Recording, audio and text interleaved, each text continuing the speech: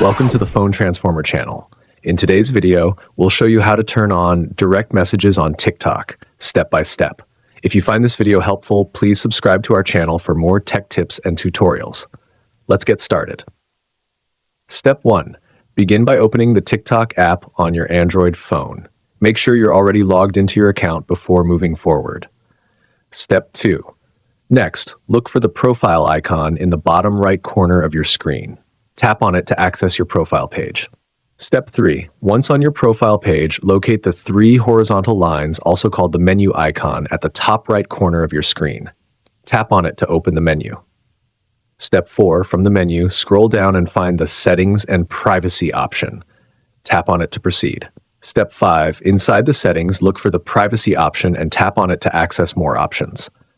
Step 6. Now within the privacy menu, find the option that says Allow Direct Messages. Tap on it to adjust your preferences. Step 7. On the next screen, tap Allow Direct Messages again, located at the top of the screen, to open the available settings. Step 8. Here you'll see the feature is currently disabled. To enable it, select your preferred option, such as Everyone, by tapping on it.